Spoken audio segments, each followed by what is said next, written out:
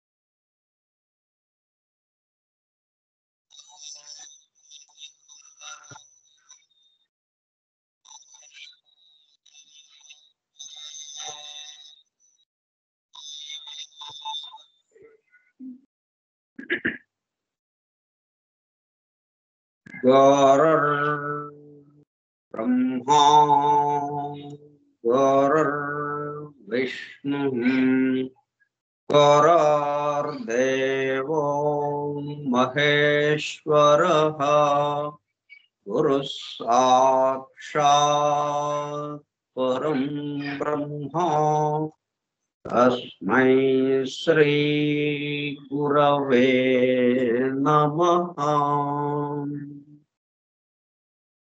व्यासं वसिष्ठनप्तारं शक्तेः पौत्रमकल्मषम् पराशरात्मजं वन्दे सुखतातं तपोनिधिम् शुक्लाम्बरधरं विष्णुं शशिवर्णं चतुर्भुजं प्रसन्नवदनं ध्यायेत् सर्वविघ्नोपशान्तये। अगज आनन पद्मार्कं गजाननमहर्निशम् अनेकदं तं भक्तानाम् एकदन्तमुपास्महे।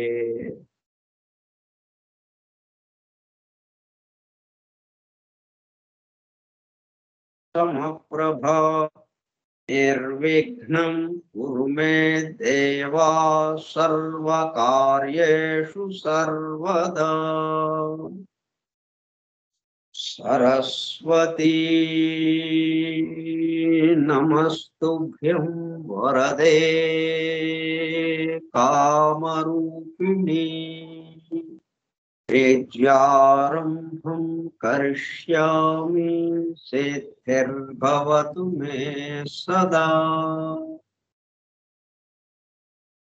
ॐ भूर्भुवः स्वः ॐ तत्सवितुर्वरेण्यं भर्गो देवस्य धीमहि धियो यो नः प्रचोदयात्।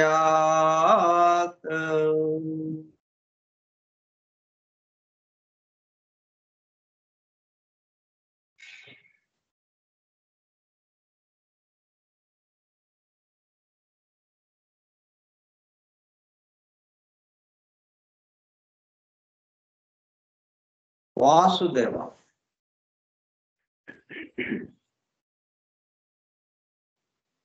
మనం గదిలోకి వచ్చాం, చీకటిగా ఉంది, స్విచ్ వేశారు, బల్బు వెలిగింది, కాంతి గది నిండా పరుచుకుంది. అట్లా చీకటిలో కాంతి నిండినట్టుగా ఈ 7 శ్లోకాలు మనం గానం చేసేటప్పటికి పూర్తిగా వెలుగుతో నిండింది.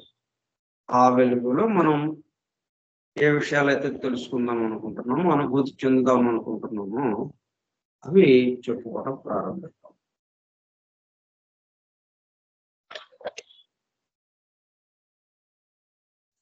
ఏ విషయాలు చెప్పుకుంటాము అన్నదానికి కార్యక్రమ పరిచయ పత్రం. ఫోరం ఫర్ ట్రూత్ సీకర్స్, సత్యాన్వేషకుల బృందము.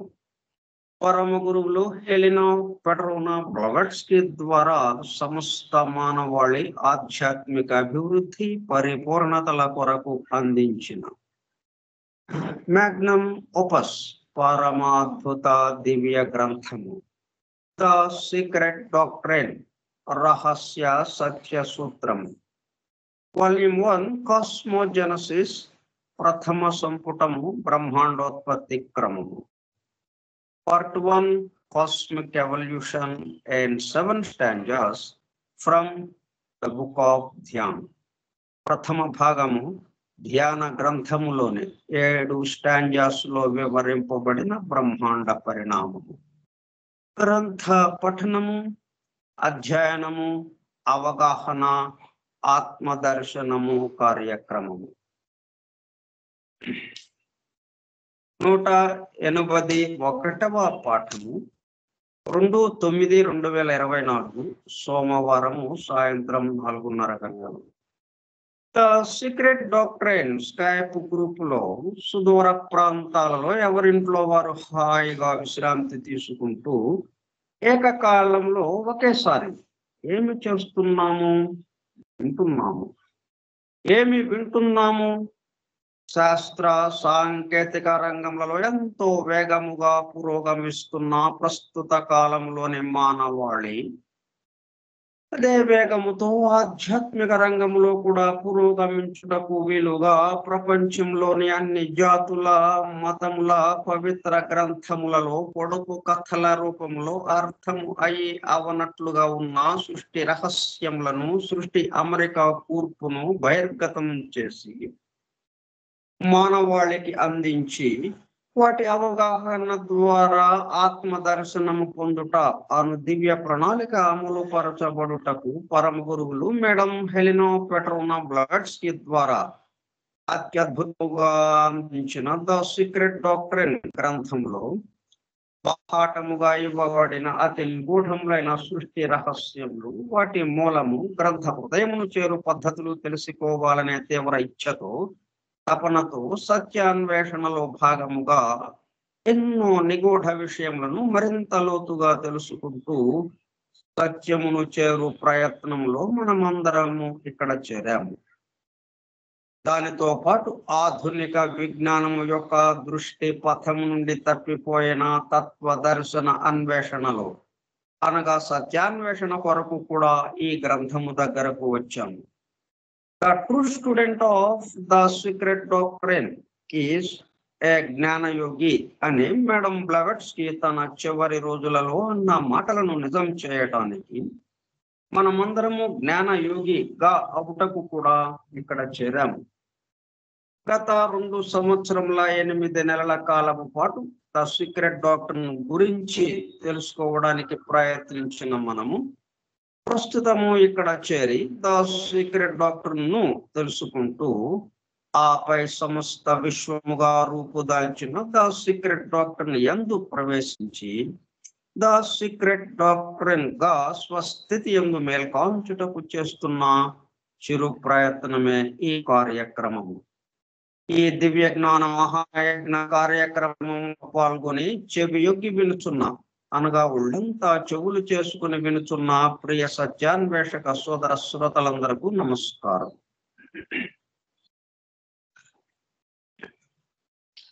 అని బెసెంట్ ద్వారా ప్రసాదింపబడిన universal prayer invocation. O hidden life vibrant in every atom, oh hidden light shining in every creature, Oh, hidden love, embracing all in oneness. May each who feels himself as one with thee, know he is also one with every other. రహస్యంగా దాగి ఉంది అంటున్నాం. Hidden, రహస్యముగా దాగి ఉన్నాను. కానీ దాగి ఉంటే ఏమి పని చేయకుండా ఎవరికి కనపడకుండా అక్కడెక్కడో మూలన నక్కి కూర్చుందా? లేదు. Vibrant in every atom, shining in every creature, embracing all in oneness. అంత పని చేస్తున్నది. కానీ మనకు కనబట్టలేదు. పని మాత్రం కనిపిస్తుంది ఇక్కడ. అందరినీ ఒక్కటిగా చేయడం కోసం, మనమందరము ఒక్కటికి సంబంధించిన వాళ్ళమను మేల్కోవటం కోసం ఆ విషయం పట్ల.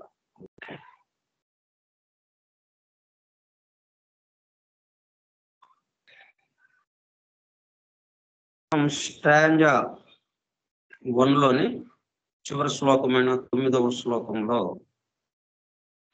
ఉన్నాం. దాంట్లో మొదటి భాగాన్ని సంబంధించిన విషయం వివరించుకుంటూ ఒకసారి మనం ఈ ప్రాచీన క్రీస్తు పూర్వం ఉన్నటువంటి తత్వవేత్తలు ఎవరైతే ఉన్నారు, గ్రీకు తత్వవేత్తలు, మిగతా పశ్చిమ యూరోప్ దేశాలకి సంబంధించినటువంటి తత్వవేత్తలు, వాళ్ళు ఎట్లాగా క్రమక్రమంగా భారతీయ వేద ఋషుల సంప్రదాయాన్ని అందుకుంటూ చక్కటి సైన్స్ పరంగా వివరిస్తూ ఎలాగ ఇచ్చారో సృష్టికి సంబంధించినటువంటి సమస్త రహస్యాలు అవి ఒక పద్ధతిలో వేళలో మనకి ఇవ్వబడింది, క్రమ పద్ధతిలో. దానికి ఏం చేశారంటే మా కులపు తెక్రల కృష్ణమాచారి తెలుగులో మనకు అందించారు. దాన్ని మనం పఠించుకుంటూ ఉన్నాము, దాన్ని చదువుకుంటూ ఉన్నాము. అది చదవటం ద్వారా ఏమవుతుందంటే మనకి ఇట్లా రకరకాలుగా అక్కడ ఒక చోట అక్కడ ఒక చోట మనకి ఆయన ఇట్లాగా ఒక సిద్ధాంతం ఆయన ద్వారా వచ్చింది అని ఇట్లా చెప్పుకుంటూ ఉన్నాము. అవి ఎట్లాగ వచ్చినాయి ఏంటనేది ఇప్పుడు దీంట్లో మనకి ప్లేటో ఏంటి చెప్పాడు, ఎలాగా చెప్పాడు, ఆయన దేని ఆధారంగా చెప్పాడు, ఇట్లాగా దీన్ని చూస్తున్నాము మనం.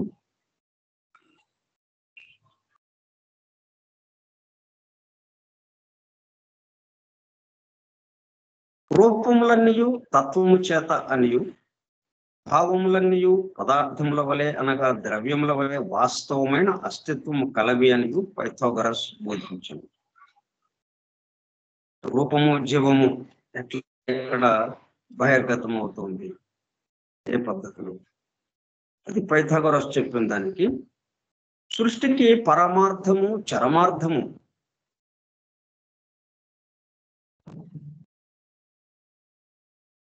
చిట్ట చివరి ప్రయోజనమైనా సరే ఎల్లప్పుడూ ఉండే ప్రయోజనం సృష్టి ఎందుకు సృష్టింపబడుతుంది అది తెలిస్తే మనం దాంట్లో భాగమైనటువంటి మనం దాని కొరకు పనిచేయటం ప్రారంభిస్తాం. అది తెలియకపోవటనా, అది తెలియనికుండా ఈ భౌతికంగా వచ్చేటప్పుడు స్థూలానికి వచ్చేటప్పటికి ఆ పరమార్థం ఏంటి, సృష్టి యొక్క పరమార్థము చరమార్థము ప్రయోజనం, పరమ ప్రయోజనం, సృష్టి ఎందుకు సృష్టింపబడుతుంది అన్న విషయాన్ని మనము గమనించలేకుండా మనము స్థూలానికి వచ్చేటప్పుడు స్థితి భేదం చేత దాన్ని మర్చిపోవటం జరుగుతుంది. అది కనుక తిరిగి మనం గుర్తుకు తెచ్చుకుంటే, సృష్టి యొక్క ప్రయోజనం ఇది కాబట్టి ఆ సృష్టిలో భాగమైనటువంటి మనం ఆ సృష్టి ప్రయోజనం కోసం పనిచేయటం అన్న దాంట్లోకి వస్తాం. అందుకే సృష్టికి పరమార్థము చరమార్థము పరిపూర్ణమైన విశ్వ కళ్యాణమే అని ప్లేటో అన్నాడు. సృష్టి అంతా, సృష్టిలోని సమస్త జీవులు అలా అనేకత్వంలోకి వెళ్ళి అనేకత్వంలో ఉంటూ ఏకత్వ భావంలోకి రావడం. దాని కొరకు ఈ సృష్టి ఉంటుంది. భావములు మానవుని హేతు శక్తిని సంయమించుటకు స్వచ్ఛ భావం నుండి పుట్టును. అది దైవీ యగు హేతువునకు ప్రతీకలు అనియు అతడు బోధించను. రూపములే సంఖ్యలని అతడెన్నడూ బోధించలేదు. దైవము వస్తువులకు రూపకల్పన చేశాను.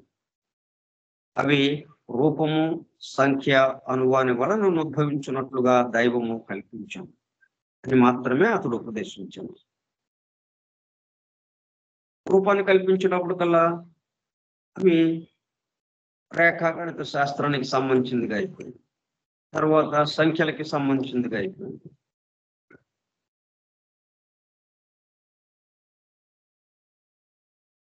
ప్రకృతిలోని ఉత్తమ ధర్మములన్నీ పరిమాణత్వ సిద్ధినందు అని నవీన శాస్త్రము గుర్తించినది. ప్రకృతిలోని ఉత్తమ ధర్మములన్నీ పరిమాణత్వ సిద్ధినందునని నవీన శాస్త్రము గుర్తించినది. ఇది పైథాగరస్ సిద్ధాంతమునకు స్పష్టమైన భాష్యం అనవచ్చు. బ్రహ్మాండమునందు నిండి ఉన్న సమన్వయ శక్తి నుండి వ్యక్తమైన సత్యములకు నిరూపణములే అంకెలు. బ్రహ్మాండమునందు నిండి ఉన్న సమన్వయ శక్తి నుండి వ్యక్తమైన సత్యములకు నిరూపణములే అంకెలు. రసాయన శాస్త్రమున గల అణువుల ప్రవర్తనము వానినే రుజువు చేయుచున్నది. ఈ పైథాగరస్ సిద్ధాంతమును వ్యాఖ్యానించు ఆర్చర్ బట్లర్ అను తత్వవేత్త వివరించారు. ఈ విశ్వమంతలోని అంతర్భాగములతో కూడి వ్యక్తమగుచున్నప్పుడు సజీవమైన అంకగణితం, స్థిరపడినప్పుడు గమనింపబడినది ఆకార రేఖాశాస్త్రము. భిన్నత్వమునందు ఏకత్వము, ఏకత్వము నుండి పరిణమించుతున్న భిన్నత్వము అను రెండు అంశముల సమన్వయమే పైథాగరస్ సిద్ధాంతములకన్నింటికీ తాళము చెవి. భిన్నత్వమునందు ఏకత్వం. ఇంత భిన్నత్వం ఎక్కడి నుంచి వచ్చింది? ఇది భిన్నత్వంగా మారటానికి ముందు ఎట్లాగా ఉంది? ఏకత్వంగా ఉంది. భిన్నత్వముగా మారింది తప్పితే, జలమే మంచుగడ్డగా మారింది తప్పితే, ఒకటి అలాగే ఉంటూ ఆ ఒకటే అనేక రూపాలుగా తీసుకుంది. భిన్నత్వం నుండి ఏకత్వము, ఏకత్వము నుండి పరిణమించుతున్న భిన్నత్వము అను రెండు అంశముల సమన్వయమే.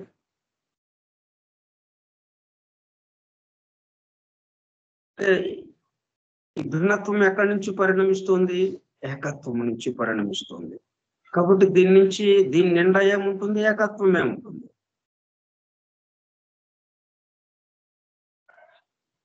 అను రెండు అంశముల సమన్వయమే పైథాగరస్ సిద్ధాంతములకన్నింటికీ తాళము చెవి. ఇది పూర్తిగా హిందువుల బ్రాహ్మణ ఉపదేశ సిద్ధాంతం. ఈ దిగువ ఉదాహరణ వలన అది స్పష్టమవుతుంది. ప్రళయాంతముందు స్వయంభువైన పరమాత్మ తన నుండి సర్వభూతములను వ్యక్తం చేయు. అతని నుండియే, అతని వలననే సర్వతత్వములు, అంశములు, జీవులు భూత భవిష్యత్ వర్తమానములలో వ్యక్తమగుచున్నది. ఇది మనుస్మృతి 1:6-7 దాంట్లో ఉంది. మనుస్మృతిలో పైథాగరస్ బోధించిన దశాంగుల తత్వము ఈ అంశమును చిత్రముగా వివరించును. అది మాటల్లో చెప్పబడింది. ఇది ఒక రేఖా చిత్రంగా ఎట్లా బోధించాడు పైథాగరస్? 1+2+3+4 10 అని అతని ఉపదేశం. 1, 2 కలిపితే 3, 3, 3 కలిపితే 6, 6కు 4 కలిపితే 10 వచ్చింది. అందు 1 దైవము, 2 ద్రవము, 3 ఆది తత్వమును ప్రకృతిని అనుసంధానము చేసి ఆ 2 లక్షణములను తనలోని ముచ్చుకున్న ఈ సృష్టి, 4 రూపము లేక అస్తిత్వము, వ్యక్త రూపము. దీని సంకలనము అగునది ఈ సమస్త తత్వంతో కూడిన బ్రహ్మాండం. 10 అనేటప్పుడు కల్లా సమస్త తత్వములతో కూడినటువంటి బ్రహ్మాండం. ఈ విశ్వమంతయు సహస్రాంశముల సమన్వయం. అట్లయు ఒకే తత్వము యొక్క వ్యక్తీకరణ. సహస్రాంశముల సమన్వయం. వేయిలో ఒక వంతు అన్నట్టు, వేయిలో ఒక 1000 భాగాలు, 1000కి సంబంధించింది ఇక సహస్రాంశము. మనకి శతాంశము, దశాంశము, శతాంశము, సహస్రాంశము ఇట్లాగా ఉంటాయి మనకి ఈ సృష్టిలో. దశాంశము ఈ ప్లాంట్ కింగ్డమ్, ఈ వృక్ష సంతతి, వృక్ష వర్గుకి సంబంధించి సూర్యుడి నుంచి కిరణజన్య సంయోగ క్రియ చేసే సందర్భంలో అది దశాంశముగా జరుగుతుంది, దశాంశ పద్ధతిలో.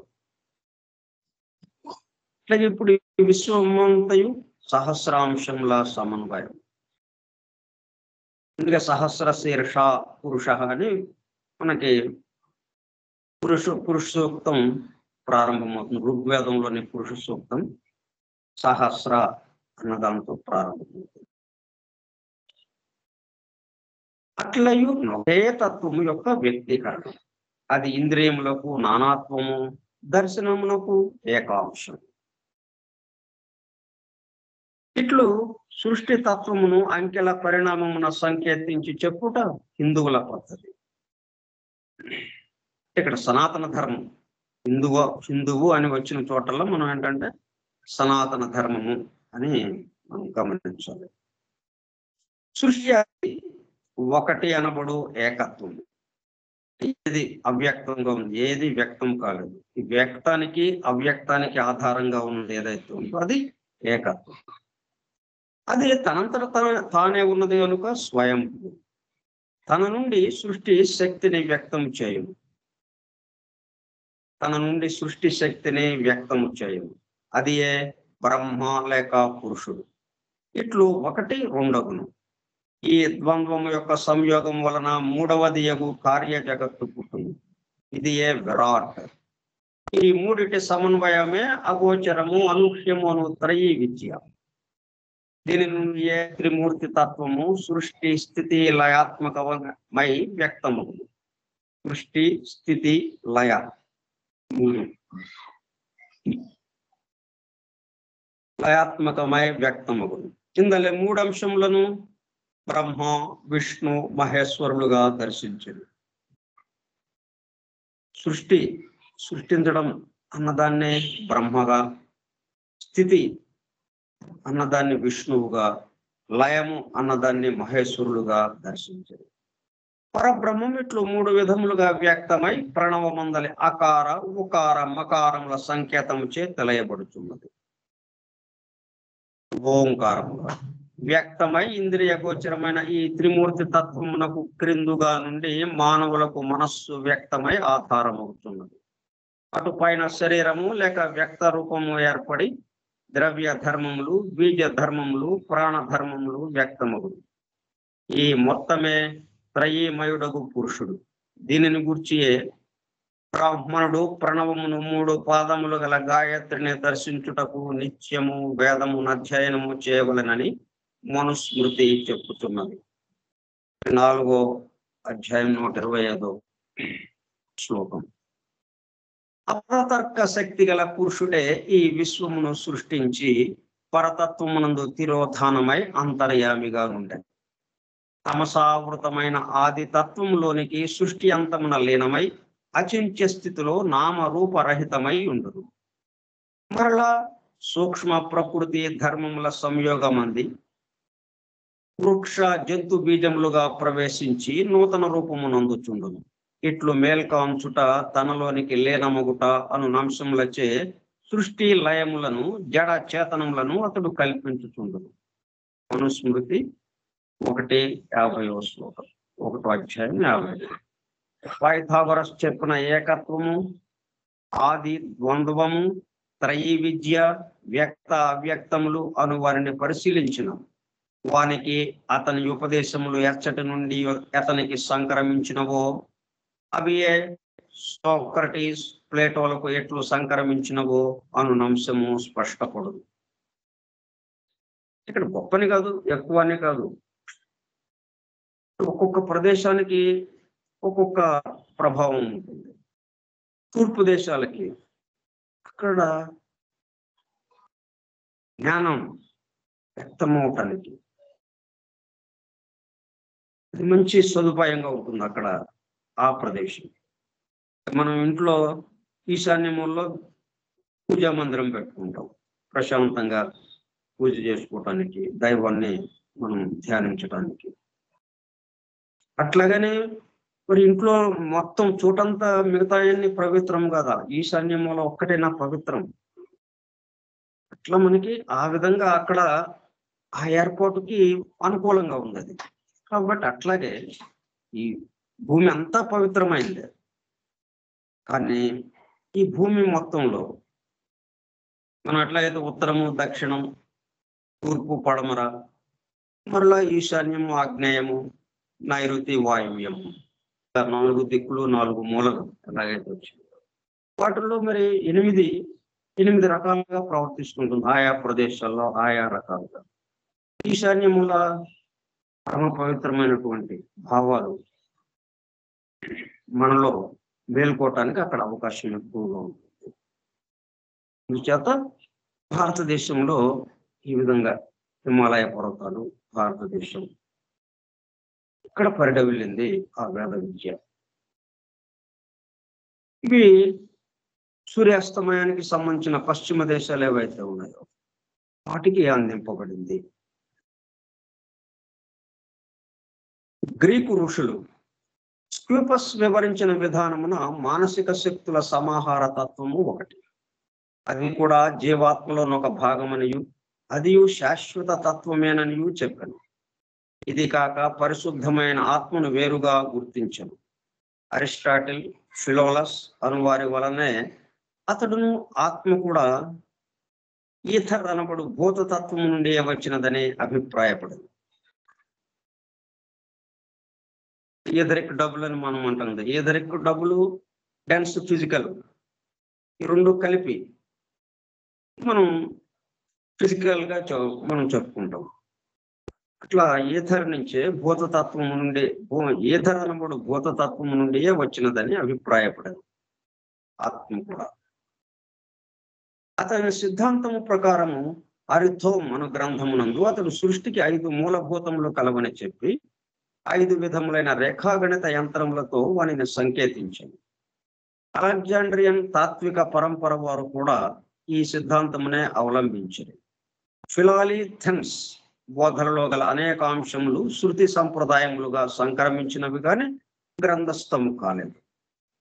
ఒకళ్ళ నుంచి ఒకళ్ళకి నోటి ద్వారా చెప్తూ ఉండడంతో అవి శృతి సంప్రదాయంగా వచ్చినాయి, గ్రంథస్థం కాలేదు. వానిని గ్రంథస్థము చేసినచో అపాత్రులకు తెలియని అవకాశం ఉన్నదని అతని వాదం.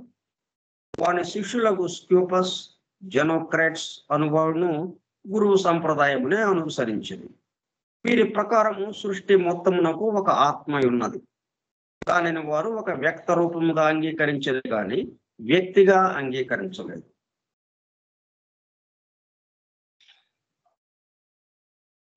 ఈ రెండింటిని మనము అంగీకరించాల్సిన అవసరం ఉంది. వ్యక్తిగా అంటే దాన్ని ఎలాగా మనం సంకేతం, అది మనం మొత్తాన్ని ఎట్లాగా చూడగలం, ఎట్లా భావించగలం? మొత్తానికి మనం సంబంధించిన వాళ్ళమే. కానీ ఇప్పుడున్న మనస్థితి ఏంటి? స్థూలంగా ఉన్నటువంటి పరిమితమైన స్థితిలో మనం ఉన్నాం. ఈ పరిమితమైన స్థితిలో మొత్తాన్ని కలిపి ఒక్కసారిగా మనం ఊహించగలం. ఆ స్థాయికి వెళితే మొత్తం నేనే కాబట్టి ఇంకా దాని గురించి ఆ ఇబ్బంది ఏమి రాదు మనకి. ఈ సమస్తము నేనే అన్న అనుభూతిలోకి వెళ్ళిపోతాం. కానీ ఈ పరిమితమైనటువంటి భౌతిక దేహంలో ఉంటూ దేహమే నేననే భావంలో ఉన్నటువంటి మనకి ఇవన్నీ సంకేతంగా ఉన్నటువంటి ఆత్మకి ఒక వ్యక్తిలాగా అక్కడ మనకు ఎదురుగా కూర్చోబెట్టి మొత్తం సంకేతంగా విశ్వం మొత్తాన్ని ఆ రూపంలో సంకేతించి పెట్టి అప్పుడేమవుతుంది, మనం అర్థం చేసుకుని నెమ్మదిగా ఆ రూపము ద్వారా, ఆ వ్యక్తి రూపము ద్వారా నెమ్మదిగా మొత్తాన్ని మనం మొత్తంలోకి మనం వెళ్ళటానికి వీలవుతుంది. వ్యాపించడానికి వీలవుతుంది. అట్లా ఇచ్చారు. ఎందుకు ఇచ్చింది? వ్యక్తిగా ఎందుకు ఇచ్చారంటే వ్యక్తులుగా ఆ వ్యక్తుల ద్వారా మనం ఈ సమస్తాన్ని వ్యాపించడం కోసం. వీళ్ళేంటంటే వారు వ్యక్త రూపముగా అంగీకరించలే గాని ఒక ఆత్మ ఉన్నది. అంతవరకు ఓకే అన్నారు. ఆత్మ మరి ఎట్లాగా ఉంది? వ్యక్త రూపము ఈ సృష్టి అన్నారంతే. అంతే తప్పితే ఒక వ్యక్తిగా లేరు. బ్రహ్మ, విష్ణు, పరమాత్మ, బ్రహ్మ, విష్ణు, మహేశ్వరులు ఇట్లాగా మనం పురాణ పాత్రలు ఏవైతే ఉన్నాయో ఆ పాత్రలు వాళ్ళు అంగీకరించలేదు. అనగా దానికి దేవతా తత్వమును వారు అంగీకరింపలేదు. వీరి మతము ప్రకారము ఆది తత్వమూర్తికి అస్తిత్వము లేదు. ఆది తత్వము అంతర్లీనమై ఉండి నానాత్వమును అవలంబించినప్పుడే అస్తిత్వము కలుగుతుంది. బౌద్ధ నిగూఢ తత్వం యొక్క సారము వీరి సిద్ధాంతములలో కనిపించింది. ఒక మానవుడు దైవతత్వమును భావించినప్పుడు అతని మనస్సుపై ప్రతిబింబించిన దైవ భావమే గాని దేవుని సత్య స్వరూపము కాదు. దేవుని విభూతి వైభవము వేరు. మానవుడు చూచున్నది అనయాత్మ యొక్క వెలుగుగా ప్రతిబింబించిన భావమే. అంతకన్నా మించి భావించుటను అతడు భరింపలేడు. అర్థము ఎంత నిర్మలముగా ఉండునో ఈ దైవము యొక్క ప్రతిబింబము అంత స్పష్టముగా అనుభవించబడు. కానీ ఈ అర్థమున బాహ్య ప్రపంచము మాత్రము అంతర్దృష్టితో చూచుతున్నప్పుడు కనిపించు. పరవశుడైన యోగ సాధకుని యందు గాని ఆత్మజ్యోతిని దర్శించిన ద్రష్ట యందు గాని ఆత్మజ్యోతి మధ్యాహ్న సూర్యుని వలె ప్రకాశించును. భౌతిక విషయములకు లొంగిన వానిలో ఈ జ్యోతి తిరోహితమగును. అతని యుద్ధమునందు అతని అద్దమునందు భౌతికములైన పొరలు మరకలు సోకుటయే దీనికి కారణం. అతని అద్దమునందు భౌతికములైన పొరలు మరకలు సోకుటయే దీనికి కారణం. అట్టి వ్యక్తులు దేవునిలో వారు దర్శింపగల భాగమును లేదని తిరస్కరించుచు ఇతర మానవులలో ఆత్మీయులున్నది కూడా లేదని చెప్పుదు. దేవుడు లేడు, ఆత్మ లేదు, ఇది దుర్భరమైన వినాశకారణమైన ఊహ. నాస్తికుడు అనబడు పిచ్చివాడు అనుభవించు పీడకల ఇది. తప్తమైన అతని కంటి దృష్టికి నిర్విరామమైన బ్రహ్మాండపు రవ్వలు కొన్ని జ్ఞానమును పేర మెదలుచుండు. ఈ రవ్వలను ఎవ్వరూ సృష్టింపలేదు. అవే అస్తిత్వం పెరుగుచూ కనిపించుచున్నవి. అవి అచ్చట నుండి రాలేదు. అవి కదలుటకు కారణము లేదు. ఎటు పోవచ్చున్నవో తెలియదు. బౌద్ధులు చెప్పిన నిర్వాణమునకు కూడా ఇట్టి నాస్తిత్వ స్థితిని వీరు వ్యాఖ్యానముగా చెప్పుచున్నారు. స్క్యూపస్ అరిస్టాటిల్ కన్నా తక్కువ తత్వవేత్త అని కొందరి అభిప్రాయం. కానీ అతడు ప్లేటో చెప్పక విడిచిన అనేక అంశములను వివరింపగలిగాడు. భూతతత్వము శాస్త్రీయ దర్శనమునకును ఆత్మతత్వము శాస్త్రీయమైన భావనకును అందును అని అతని సిద్ధాంతం. భూతతత్వము శాస్త్రీయ దర్శనమునకును రూపానికి సంబంధించింది, ఫిజికల్ మ్యాటర్. ఆత్మతత్వము శాస్త్రీయమైన భావనకును అందును. అది ఊహలకి మన భావాలకి సంబంధించి అనుభూతికి సంబంధించింది ఆత్మతత్వము. రూపము జీవము అన్న విభాగము అని అతని సిద్ధాంతం. జెనోక్రటస్ కూడా పైథాగరస్ తత్వ సిద్ధాంతమును అవలంబించి అతని అంకెల గణిత సంకేతముల పరిగణనమును ఉత్తమముగా పాటించను. ఊహ, దర్శనము, అనుభూతి మూడు స్థితులను అతడు జ్ఞానమునందు గుర్తించను. ఊహ దాన్ని ఊహించుకున్న తర్వాత అది క్రమక్రమంగా మనకి దర్శనం అవటం. ఆ దర్శనం నుంచి అనుభూతి చెందటం, అనుభూతిగా ఏదైతే మనము ఊహిస్తున్నామో అది దర్శనం, మనకు దర్శనం కలగటం. అది దర్శనము కలిగింది నెమ్మదిగా మనగా మారిపోవటం, దానిగా మనం మారిపోవటం, అనుభూతిలోకి వెళ్ళిపోవటం. అనుభూతి అంటే దానిగా మారిపోవటం.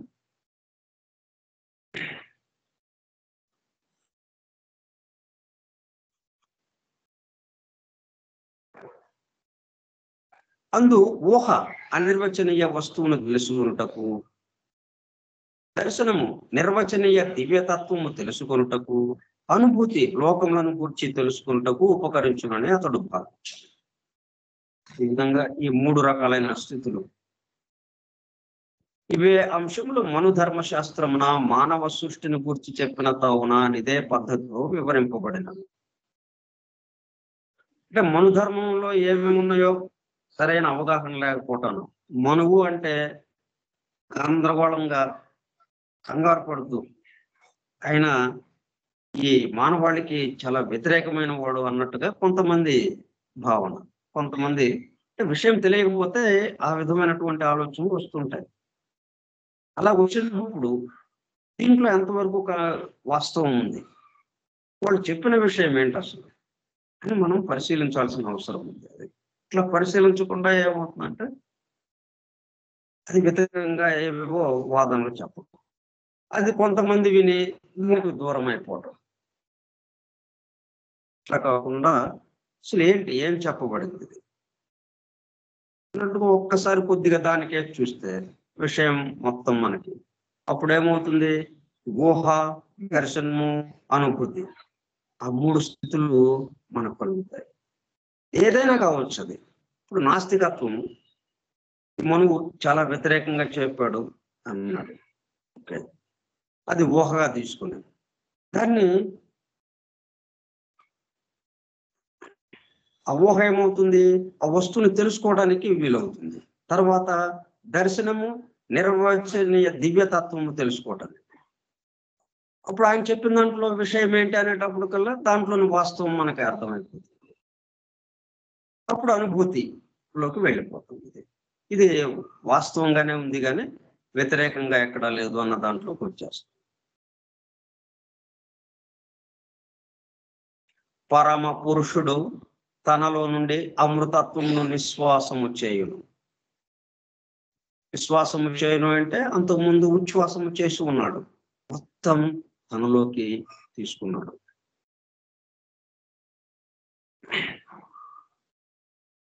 అది ప్రళయ స్థితి. అక్కడి నుంచి మరలా నిశ్వాసం చేశాడు. ఉచ్ఛ్వాసం తర్వాత నిశ్వాసం. ఇంకా నిశ్వాసం ఉందంటే దానికి ముందు స్థితి ఏంటి, ఉచ్ఛ్వాసం. దాని తర్వాత స్థితి ఏంటి, ఉచ్ఛ్వాసం, మరలా ఉచ్ఛ్వాసం. ఈ రెండింటి మధ్యనే ఈ సమస్త సృష్టి అటు ఇటు ఉయ్యాల ఉంటుంది. దీనికి మృతి లేదు. వీటిలో వ్యక్తము చేయబడిన తత్వమునకు అతడు అహంకరణము నొసగి దానికి సర్వాధికారములు ఇచ్చాను. ఈ మొత్తమే మానవుడు. ఈ మానవునకు అతడు విజ్ఞానము, త్రిగుణములు, పంచేంద్రియములు అనబడు అంశములుగా పనిచేయను. ఈ మానవునకు అతడు ఎవరైతే పరమ పురుషుడు తనలో నుండి నిశ్వాసం చేస్తున్నాడు, ఆయన ఎట్లా ఉపయోగపడుతున్నాడు? ఇక్కడ విజ్ఞానము, త్రిగుణములు, పంచేంద్రియములు అనబడు అంశములుగా పనిచేయను. ఇట్టి విషయములను వివరించుటకై భావములకును అంకెలకును గల సంబంధమును జెనోక్రటస్ కనిపెట్టాను. ప్లేటో కూడా తన సిద్ధాంతములను ఎక్కువ భాగము గ్రంథస్థము చేయక సంభాషణల రూపమున బోధించి సృష్టిలోనే అదృశ్యతత్వములకు వ్యాఖ్యానము చేశాను. ప్లేటో సిద్ధాంతములలో ఎక్కువ భాగము శృతి సంప్రదాయమును అనుసరించి వచ్చినవి. అతని సిద్ధాంతము ప్రకారము ఆత్మ ప్రకృతి పురుషుల సమ్మేళనమున ఉద్భవించినది. దానిని అతడు ఒక స్వయం నిర్వాహకమైన అంకెగా గుర్తించింది. దీనిని ఖండించి థియోఫ్రాస్టస్ అను తాత్వికుడు బ్రహ్మాండ పరిణామ సిద్ధాంతమును స్థాపించాడు. బ్రహ్మాండమందు ప్రతి విభాగములను కనిపించు ఆకాశమున ప్రాణవంతములైన కొన్ని శక్తులు వ్యక్తులై ఊహలు కలిగి ఆత్మతత్వమూర్తులై వర్తించుచున్నారు. ఆది తత్వమునకును ప్రకృతి పురుష ద్వంద్వమునకును గల సమాహారమైన అస్తిత్వమే మానవుని ఆత్మ అనియు అందరి శక్తులన్నీయు నందు నిహితమై ఉన్నవనియు ఇతని సిద్ధాంతము. ఎవరు? థియోఫ్రాస్టస్ అన్నాయన. సృష్టి మూల శక్తులనే ఇతడు దివ్య శక్తులుగా భావించినచో వాని సిద్ధాంతంలో దివ్యతత్వము వ్యక్తిగతము అనుకు తావులేదు. వానిని అతడు దేవతలని వ్యవహరించడంలో అతని ఉద్దేశ్యము అథోలోక ఆసుర శక్తుల నుండి వానిని వేరుపరిచి చూపించుటయ్య. సృష్టిలోనే సమాహారాత్మ బ్రహ్మాండమంతయు నిండి ఉన్నదని అంగీకరించుట అనగా జంతువులలో కూడా ఈ ఆత్మ ఉన్నదని గుర్తించుటయే. మరి బౌద్ధులు, ఆశ్రమస్తులకు ఋషులు, మనువు దీనినే బోధించింది. చెట్లలోను గడ్డి పరకలలోనూ కూడా విశ్వాత్మ ఉన్నదని వారు తెలిపిరి. బ్రహ్మాండ నిర్మాణ కారణములైన దివ్య శక్తులకును మానవునకును నడుమ మరికొన్ని శక్తులు ఉన్నవి. అవి ఆసుర శక్తులు. అంటే మనకి దైవీ శక్తి, ఆసురీ శక్తి, సెంట్రిఫ్యూగల్, సెంట్రిపెటల్, ఈ రెండు నిరంతరము పనిచేస్తున్నటువంటి, రెండు ఒకదానికొకటి వ్యతిరేకమైనటువంటి శక్తులు మన సృష్టిలో పనిచేస్తూ ఉన్నాయి. దాంట్లో ఇంకొకటి దివ్య శక్తులకును మానవునకును నడుమ మరికొన్ని శక్తులు ఉన్నవి. అవి ఆసుర శక్తులు. ఇవి దివ్యతత్వం యొక్క పరిపూర్ణతకును మానవతత్వం యొక్క అపరిపూర్ణతకును నడుమ పనిచేయుచుండునని కోటార్క్ సిద్ధాంతం. కోటార్క్ కన్నా ఒక తత్వవేత్త దీన్ని తీసుకొచ్చాడు. థియోప్రాస్టస్ ఎట్లాగైతే దీంట్లో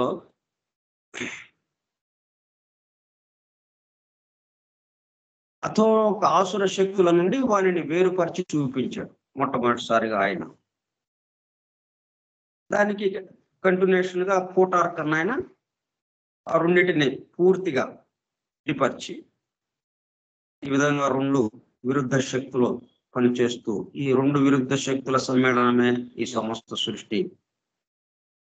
ఎట్లాగైతే ఉచ్ఛ్వాస నిశ్వాసములతో ఎలాగైతే ఈ మొత్తం సృష్టి ద గ్రేట్ బ్రెత్ తో ఇదంతా నడుస్తూ ఉందో అట్లాగే రెండు విరుద్ధ శక్తులతో ఇదంతా నడుస్తుంది అనేది ఈ పోటార్కు దాన్ని మరింత వివరంగా తీసుకొచ్చాడు తన సిద్ధాంతం ద్వారా. మానవుని అహంకార ప్రజ్ఞయే వాడిని నడిచిపెట్టు ఆసుర శక్తి. మిగిలిన ఆసుర శక్తులకు ఎంత సామర్థ్యం లేదు. సృష్టిలోని దివ్య వైభవమునకు మానవుని దర్శనము ఉన్ముఖమగుటకును కాకుండుటకును కావలసిన కారణము మానవుని పైననే ఆధారపడి ఉన్నది. ఆత్మకు ప్రత్యేకమైన అస్తిత్వము కలిగి కొంతకాలము వేరుగా వర్తించుట సృష్టిలోని కోశముల సంసర్గము వలననే అని కొందరి సిద్ధాంతం.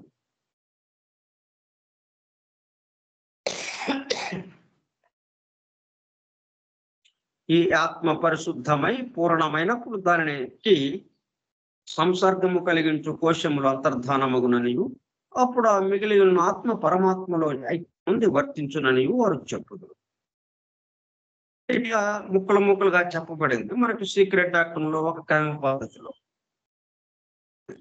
బ్రహ్మాండోత్పత్తి, మానవ పరిణామము, వీటిలో ఇవన్నీ చక్కగా వివరింపబడ్డాయి. జెనోక్రేటస్ మాంసాహారము తనకును తన శిష్యులకును నిషేధించాడు. దీనికి కారణము జంతు ప్రవృత్తి, తీవ్ర కామ క్రోధాదులు మాంసాహారం వలన మానవునికి వర్తించునని అతని విశ్వాసం. పైథాగరస్ కూడా ఈ సత్యమునే దర్శించి ఆదిమ శాకాహారిగా నుండిపోయాడు. వీరందరికీ గురువులు భారతీయ తత్వవేత్తలే. భారతీయ తత్వవేత్తలే. అందు జెనోక్రటస్ ఉత్తమ సద్గుణములను ఆచరణలో పెట్టి మిగిలిన లక్షణములను తీవ్రముగా నిరసించుట కూడా చేశాడు. తన శీలము కళంకరహితమై తన సాధనము తీవ్ర నియమములను అనుసరించి ఉండవలెననియు ఇంద్రియ లౌల్యము తగదనియు బోధించును. మానవుడు తనలోని దివ్యత్వము చేత భౌతిక శక్తులను జయింపవలననియు హృదయాంతరాళములలోని రహస్య వాంఛలలో కూడా పవిత్రత నలవడ చేసుకునవలననియు తత్వ జిజ్ఞాస యజ్ఞమయ జీవితము ఉపదేశమందుట ఆవశ్యకమనియు బోధించను. ప్లేటో తొలినాళ్ల సోదర బృందంలోని వాడవు క్రాంటర్ అను మరి ఒక తత్వవేత్త ఇట్లు దర్శించను. మానవుని ఆత్మ సర్వభూతాది అనాది తత్వము నుండి ఒక ప్రత్యేకమైన అస్తిత్వముగా వ్యక్తమైనది. అది ఆదితత్వం ఒకట వలన జీవులకందరికొక్కటే ఆదితత్వం నుండి ప్రవృత్తిలోనికి విడిపడుట వలన మాత్రము రెండవదిగా వర్తించుతున్నది. జీవులకందరకు ఒక్కటే ఆదితత్వము నుండి ప్రవృత్తిలోనికి విడిపడుట వలన మాత్రము రెండవదిగా వర్తించుతున్నది.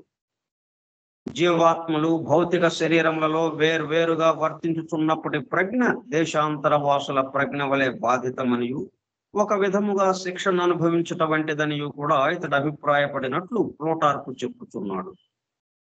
హెరాక్లెట్స్ అని మరి ఒక తత్వవేత్త కూడా పై విధముగానే దర్శించను. ఇతడును పైథాగరస్ వలనే భూమి తన చుట్టూ తాను తిరుగుచూ సూర్యుని చుట్టూను తిరుగుచున్నదనియు సూర్యుడును నక్షత్రములు తిరుగక ధ్రువముగా నున్నవనియు దర్శించను. సోక్రటీస్ ఈ సత్యమును బోధించుట వలననే నాస్తికుడుగా నిందింపబడి చంపబడింది. హెరాక్లెట్స్ కూడా పైథాగరస్, ప్లేటో దర్శించిన సత్యములనే ఆత్మను గూర్చియు దాని శక్తి సామర్థ్యమును గూర్చియు దర్శించను. ఇతని ప్రకారము ఆత్మ సర్వ ద్రవ్యములలోని సూక్ష్మతరమైన సారతమమైన వ్యక్తిత్వం. అది తేజోమయం.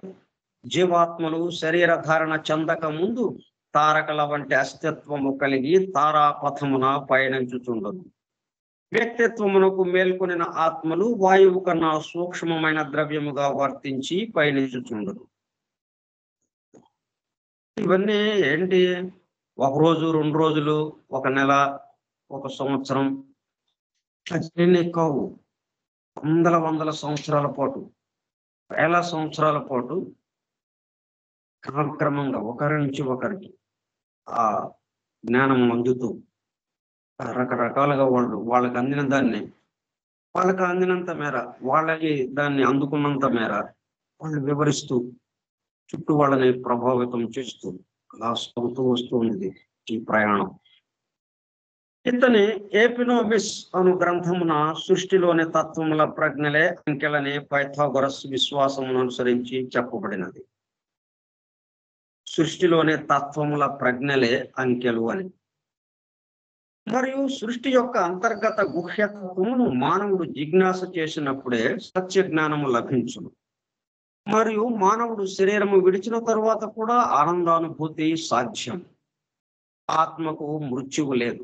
సంఖ్యల మూలతత్వమును అవగతము చేసుకునడం వలన మానవుడు ఆత్మజ్ఞానము పొందగలడు. సరళ రేఖకును వక్ర రేఖకును గల స్వభావ భేదము తెలియని వాడు అవ్యక్త తత్వము యొక్క సాంఖ్యమైన దర్శనమును పొందజాలడు. మనలో అమర్త్యమైన దివ్య తత్వము ఉన్నదని తెలియుటకు ముందు సూక్ష్మ శరీరములు ఉన్నవని తెలియవలెను. మాత్రములైన దివ్య ఉపదేశములు పొందిన వానికే ఆత్మతత్వము అవగతమగును. కోళమున ద్వాదశార యంత్రం లభించు విధానము బయట పెట్టిన వానిపై నెల్లా దైవశక్తి కోపించునని ఒక చిత్రమైన వాక్యమును అయాంబ్లికస్ తత్వవేత్త చెప్పాను. ద్వాదశార యంత్రం దాని గురించి బయటకి ఎవరికైనా చెప్తే దైవశక్తి కోపించి శపిస్తుందని అయాంబ్లికస్ అని తత్వవేత్త చెప్పాను. అంశములలో మహత్తర సృష్టి ధర్మములు నిగూఢమై ఇమిడి ఉన్నది.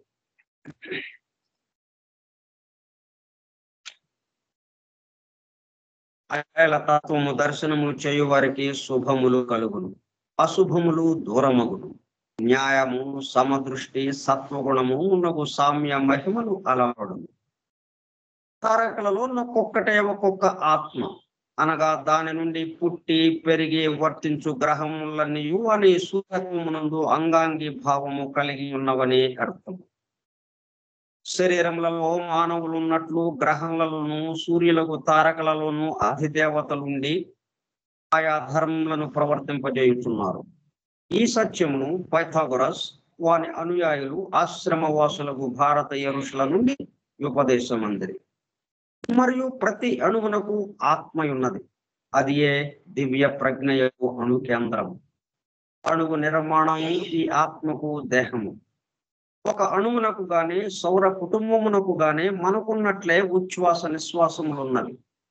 సుఖ దుఃఖములు, ఆకలి దప్పులున్నవి. ఈ సిద్ధాంతమును కాదనుటకు నవీన జీవశాస్త్రవేత్తలకు గాని భౌతిక శాస్త్రజ్ఞులకు గాని ఆధారమేమీ లేదు.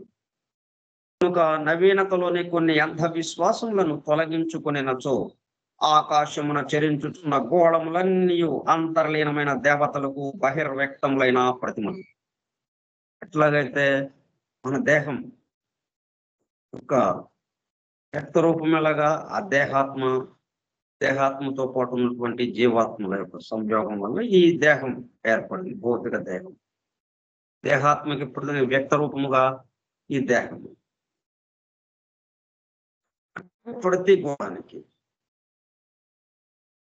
తమ ద్రవ్యత్వము నుండి తదతీతములైన దివ్య శక్తులను వెలువరించుచున్నవి.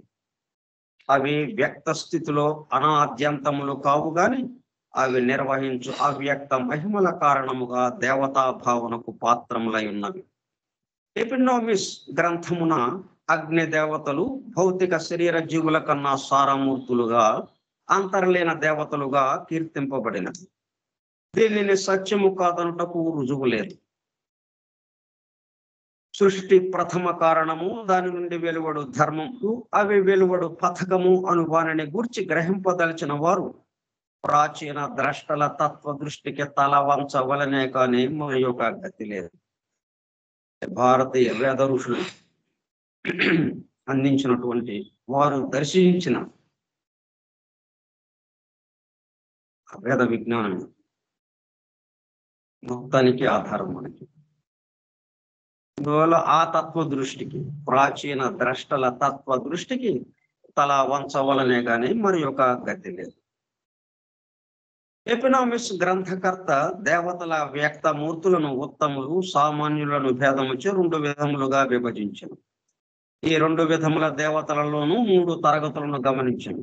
వారందరూ అదృశ్యమూర్తులై విశ్వమంతయును వ్యాపించి ఉన్నారు. అందు మొదటి 2 తరగతుల వారు అదృశ్యమూర్తులై వరుసగా ఆకాశమయ, అగ్నిమయ శరీరములు ధరించి ఉందురు. ఇందు 2వ వారు అగ్నిమయ శరీరములు ధరించిన వాళ్ళు గ్రహ గోళములలోనే అధిదేవతలు.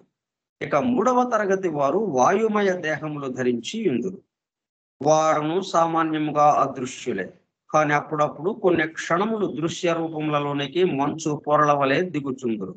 వారే సూక్ష్మ శరీరములు ధరించి చరించు భూతత్వ దేవతలు.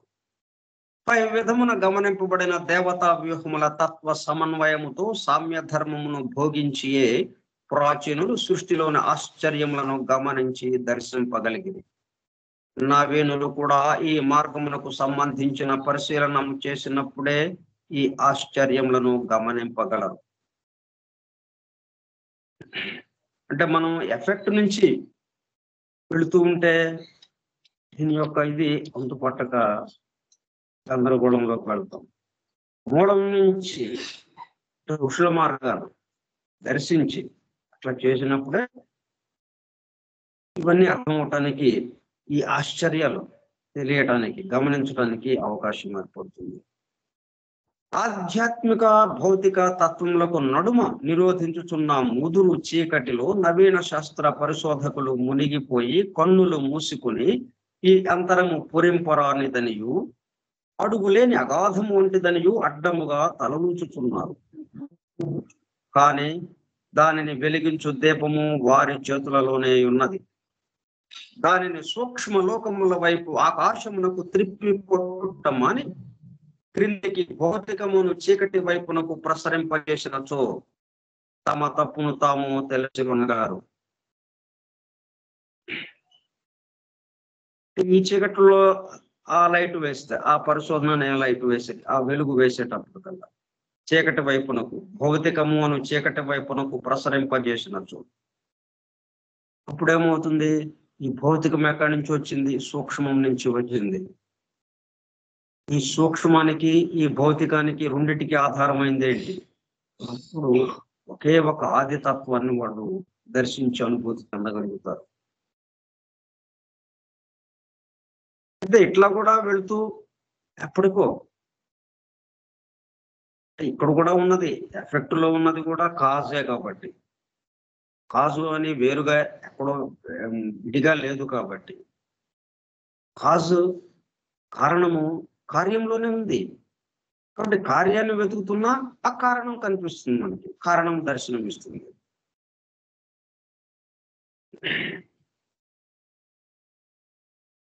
ఆశ్రమవాసులకు ప్రాచీన ఋషుల మార్గం అవలంబించిన విద్యార్థి భౌతికమునకు ఆధ్యాత్మికమునకు నడుమగల ఈ చీకటిని వెలిగించి అందరి అంశములను గమనింపగలడు. అది ఈ సీక్రెట్ డాక్టర్ ద్వారా సాధ్యమైంది మనకి. ప్రాచీన ఋషులు ఆల్రెడీ దాన్ని సాధ్యం చేసి ఉంచారు. అయితే అది అందరికి అందుబాటులోకి రాలేదు కాబట్టి ఇప్పుడు మనకి సీక్రెట్ డాక్టర్ ద్వారా మన అందరికీ అందుబాటులోకి వచ్చింది.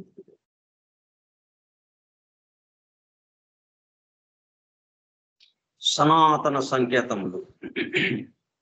ఆధ్యాత్మిక ప్రపంచమున వ్యవహరింపబడు కొన్ని పదములు లోక సామాన్యార్థమున భిన్నముగా వ్యవహరింపబడుతున్నవి.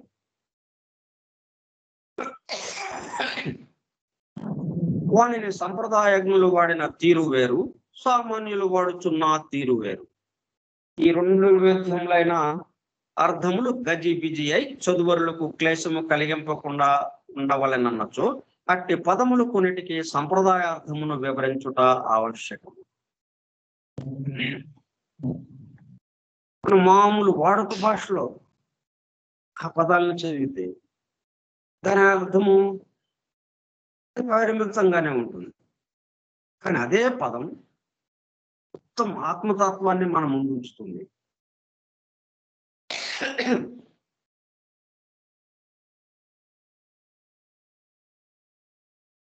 అపార్థములు గాని దురర్థములు గాని సంప్రదాయమును తెగగొట్టును. ఉదాహరణకు మ్యాజిక్ అను పదము కొందరికి ఒక అర్థము, మరికొందరికి ఇంకొక అర్థమునిచ్చింది. మ్యాజిక్ చేస్తున్నాడు అంటే ఉన్నది లేనిది ఉన్నట్టుగా మనకు చూపిస్తున్నాడు, మాయ చేస్తున్నాడు అన్నట్టుగా ఆ పదాన్ని మనం అనుకుంటాం.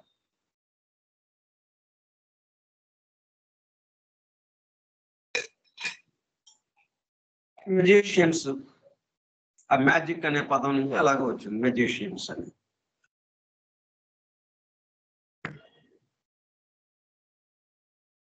మరికొందరు గమనించింది. ప్రాచ్య ఖండంలోని ఆదిమ విజ్ఞానము గురులైన పాశ్చాత్య సంప్రదాయజ్ఞులు ఈ పదమునకు చేసిన వివరణము నుంచుక వివరించు. ఉదాహరణకి ఒక పదం తీసుకున్నాం, మ్యాజిక్ అన్న పదం. అట్లా ఇదే పద్ధతిలో ఇక మిగతా పదాలు కూడా తీసుకుని ఈ విధంగా మనం వివరించుకుంటే ఆ పద్ధతిలో మనం అంటే అదొక డిక్షనరీ లాగా మనం ఒక నిఘంటువు లాగా తయారు చేసుకుని ఆ పదాలకి ఆ అర్థం మనం వాడుక భాషలో అర్థం కాకుండా భారతీయ ఋషులు ఇచ్చినటువంటి అర్థం, ఆ అర్థాన్ని మనం గ్రహించి ఆ అర్థం ద్వారా ఆ పదాన్ని చదువుకుంటూ ఆ పదంతో మనం తాదాత్మ్యం చెందటం అనేది. అట్లే హెర్మటిక్ సైన్స్, ఆకల్టిజం, హైరోఫంట్, అడప్ట్, సోర్సరర్ మున్నగు పదములకును వివరణము ఆవశ్యకం. ఇథ్రోపసి అను గ్రీకు పదమునకు గాలిలో నడచుట అని అర్థం. అది రెండు విధములు, జ్ఞాతము అజ్ఞాతము. జ్ఞాతమైనప్పుడు సిద్ధి అనబడును, అజ్ఞాతమైనప్పుడు వ్యాధి మున్నగు లక్షణమునకు సంబంధించి ఉండవచ్చు. ఈ సిద్ధిని గురించి సైమన్ మేగన్ అను సిద్ధుని జీవిత సన్నివేశములలో ఒకటి ఈ దిగువ విధమున వర్ణింపబడినది. సైమన్ అను సిద్ధుడు తన మొగమును భూమిపై చేర్చి భూదేవి చెవిలో రహస్యముగా ఇట్లు చెప్పెను, ఓ భూమాత, నీ ప్రాణశక్తిని కొంత నా కొసగుమని ప్రార్థించుతున్నాను. నా ప్రాణశక్తిని నీకు కొంత ఇచ్చేదను. నా బంధమును కొంచెము సడలింపు. నేను నీ సందేశమును కొనిపోయి తారకలకు చెప్పి మరలా మాట తప్పక నీ దరికి చేరేదను. బంధమును కొంచెము సడలింపమంటే భూమికి తనకి ఉన్న సంబంధం. ఆ బంధం వల్ల ఏదో భూమి మీద నేల మీద నడుస్తున్నాం, ఇంకా అంతకు మించి వేరేగా అవకాశం ఉండలేదు. ఈ నేలని దాటి ఈ భూమిని దాటి మనం ఎక్కువ దూరం వెళ్ళలేకపోతున్నాం. ఆ బంధాన్ని కొంచెం సడలించు అని అడిగాడు ఆయన. అప్పుడు భూదేవి తన మహిమను చూపి తన చేతనమును అతని ఉచ్ఛ్వాసములోనికి నిశ్వసించను. అతని ఉచ్ఛ్వాసములోనికి నిశ్వసించను. భూమాత యొక్క నిశ్వాసము తన యొక్క ఉచ్ఛ్వాసము కాదు. అతడును ఆమెకు సోకునట్లు నిశ్వాసము చేశాను. ఇతని యొక్క నిశ్వాసము ఆమెకి భూమాతకి ఉచ్ఛ్వాసముగా, ఒకరికి ఒకరు పరిపూరకముగా. అప్పుడు శక్తి సంపన్నుడైన ఆ యొక్కని రాకను గూర్చి తారకలు సంతోషించిన. తారకల దగ్గరికి వెళ్ళిపోయేటప్పుడు ఎలా జరిగింది అది, దానికి వివరణ మనం రేపు చెప్పుకుందాం. అది ఇట్లా కొంచెం 5-10 నిమిషాలకి సంబంధించింది. అది మనం రేపు చెప్పుకొని మళ్ళీ మనం స్టాంజాలోకి వెళ్ళిపోదాం, ఆ శ్లోకంలోకి. స్వస్తి ప్రజాభ్యః పరిపాలయంతాం న్యాయేణ మార్గేణ మహీం మహీషాః ఓ బ్రాహ్మణేభ్యః శుభమస్తు నిత్యం లోకాః సమస్తాః సుఖినో భవంతు లోకాః సమస్తాః సుఖినో భవంతు లోకాః సమస్తాః సుఖినో భవంతు. ఓం శాంతి శాంతి శాంతి. వాసుదేవ.